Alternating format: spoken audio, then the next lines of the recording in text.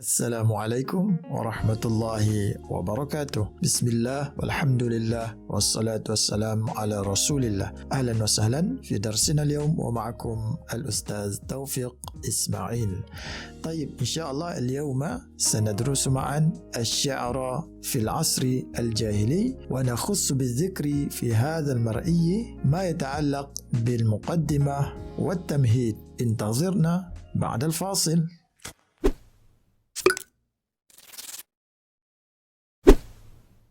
Ahlan bikum mujaddadan, selamat datang kembali. InsyaAllah pada video kali ini Ustaz akan kongsikan dengan anak-anak berkenaan dengan syair zaman jahiliah, dan kita akan mulakan dengan muqaddimah ataupun tamhid bagi zaman ini. Dan seperti biasa ya anak-anak, kita akan gunakan buku teks di muka surat 3. Jom kita baca dan huraikan. Baiklah anak-anak, seperti biasa Ustaz akan bacakan terlebih dahulu teks yang ada di dalam buku teks dan anak-anak semak baris. Sebab bagi Ustaz yang paling penting sekali sebelum kita memahami, sebelum kita apa pun mengingat dan sebagainya, kita baca tu bagi betul dahulu. Jadi kita letakkan tanda bacaan yang betul supaya kita dapat menghasilkan makna yang betul. Ini yang paling penting sekali ya anak-anak dalam kita mempelajari apa jua subjek, apa jua mata pelajaran di dalam bahasa Arab. Jom kita mulakan. Asy-syi'ru fil 'asri al-jahili ديوان العرب والمصور لأحوالهم وكل ما يدور حولهم. Dah letak baris? Alhamdulillah. Baik, dikatakan di sini asy-syi'ru fil 'asri al-jahili, syair ataupun puisi di zaman jahiliah itu diwanul arabi, adalah diwan al-Arab. Bila kata syair di zaman jahiliah ni apa? Diwanul Arab. Baik, apakah maksud diwan? Jangan kita faham diwan itu macam bahasa kita, bahasa Melayu.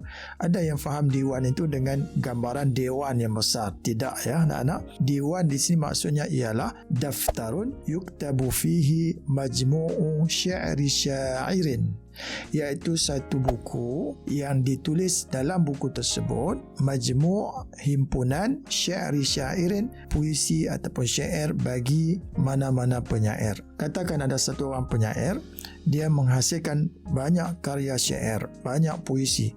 Jadi kesemua puisinya itu dihimpunkan di dalam satu buku, dikoleksikan dalam satu buku, maka buku itu dipanggil ataupun dikenali sebagai diwan. Jadi syair di zaman jahiliah ini dikenali sebagai Diwanul Arab, satu buku yang direkodkan di dalamnya himpunan-himpunan syair ataupun puisi milik mana-mana penyair. Kemudian selain daripada syair adalah Diwanul Arab, dia juga merupakan wal musawwiru, dan dia juga adalah al-musawwir. Al-musawwir maksudnya ialah yang merekodkan, yang menggambarkan li ahwalihim, semua keadaan mereka itu orang Arab. Maksudnya apa yang berlaku, keadaan-keadaan yang berlaku di zaman jahiliah yang melibatkan mereka, melibatkan orang-orang Arab di zaman jahiliah, semuanya direkodkan, semuanya digambarkan di dalam syair. Itu fungsi syair yang kedua, al-musawwir li ahwalihim. Kemudian bukan setakat dia menggambarkan, merekodkan ahwal, keadaan orang Arab, bahkan dia merekodkan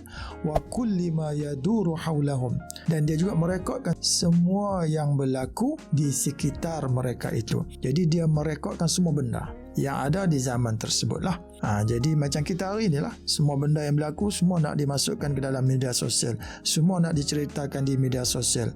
Cuma di negara Arab tidak ada media sosial seperti Facebook, TikTok, maka mereka menggunakan syair untuk menceritakan, untuk merekodkan apa jua yang berlaku di sekitar mereka ataupun yang melibatkan, yang berkaitan dengan diri mereka sendiri. Itu fungsi syair di zaman jahiliyah. Boleh anak-anak? Alhamdulillah. Min khasa'is syi'ri al-jahili, di antara ciri-ciri utama, ciri-ciri khas yang ada pada syair jahiliyah, apa dia? Yang pertama, ghalabatu isti'malil alfazil jazlati, Ciri yang pertama ialah ghalabah. Ghalabah ni maksudnya dominan. Dominannya isti'mal, penggunaan al-alfaz, lafaz-lafaz, perkataan-perkataan al-jazlati. Al-jazlah ni adalah masuk kategori sifat musyabbahah. Dia bukan masdar ya.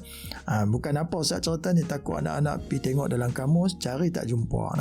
Sebab jazlah kalau dalam bentuk masdar makna dia lain. Tapi jazlah di sini dia adalah sifatun musyabbahah. Daripada perkataan jazula, jazalah. Dia punya masdar dia jazalah, dan dia di sini dalam bentuk sifat musyabbahah. Asalnya jazlun, kemudian untuk di sini muannas bacanya jazlah. Jadi apakah makna jazlah? Jazlah di sini maksudnya ialah al-fasihu, yang fasih, yang jelas. Semua orang bila dengar perkataan itu faham dan perkataan itu sesuai dengan apa yang nak disampaikan. Maksudnya pemilihan perkataan itu pemilihan perkataan yang sangat sesuai, sedap didengar di telinga, sesuai dengan keadaan yang nak disampaikan. Kemudian al-qawiyah, yang kuat, yang padu. Tidak boleh orang nak mempertikaikan perkataan-perkataan yang digunakan di dalam syair di zaman jahiliyah. Itu yang pertama. Yang kedua anak-anak ya, wuduhu ma'anihi, makna-maknanya jelas. Makna tema yang nak diangkat, yang nak diceritakan, isi yang nak disampaikan itu semua jelas. Itu ciri yang kedua. Yang ketiga anak-anak ya, waltizamuhu biswari tashbihi wal isti'arati wal kinayati wal majazil mursali al muntaza'u min al bi'ati. Apa maksud? Iltizam ni maksudnya secara konsisten digunakan dalam syair zaman jahiliyah ini. Tashbih, isti'arah, kinayah, majaz mursal. Hak disebut ini secara konsisten, secara lazimnya banyak digunakan di dalam syair-syair zaman jahiliyah. Kemudian syair-syair yang diguna pakai di dalamnya tajuk-tajuk yang kita sebutkan tadi, tashbih, isti'arah, kinayah dan juga majaz mursal ini, al-muntaza'u, diambil, diinspirasikan semua benda itu minal bi'ati, daripada persekitaran. Dia nak buat syair, dia nak buat puisi itu, dia adaptasi, dia ambil inspirasi daripada persekitaran yang berlaku, kemudian dibuat dalam bentuk syair dan disampaikan menggunakan bentuk-bentuk tashbih, isti'arah, kinayah dan juga majaz mursal. Boleh anak-anak? Alhamdulillah. Ini ciri yang ketiga. Kemudian anak-anak, ciri yang keempat, wa min haitsu tarakibu, dan dari sudut at-tarakib, dari segi susunan ayat, binaan ayat dia macam mana? Ini nak dibincangkan. Di sini Ustaz baca tarakibu, at-tarakibu. Boleh baca at-tarakibi tapi kurang popular. Jumhur baca at-tarakibu kerana haitsu ini selalunya diidhafatkan kepada jumlah, tidak kepada isim mufrad. Penjelasan panjang, jadi Ustaz tak perlu huraikan di sini. Cuma Ustaz sebut sikit berkenaan baris supaya tidak ada selepas daripada ini perkara berbangkit.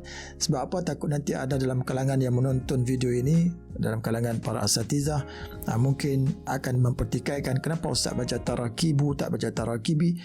Maka huraiannya begitulah. Di sini ada perbahasan dari segi nahunya. Jumhur kata at-tarakibu, sebagian ulama kata at-tarakibi. Dua-duanya betul, tak payah nak diperdebatkan. Cuma Ustaz perlu sebutkan juga supaya tidak ada timbul perkara-perkara berbangkit selepas daripada inilah.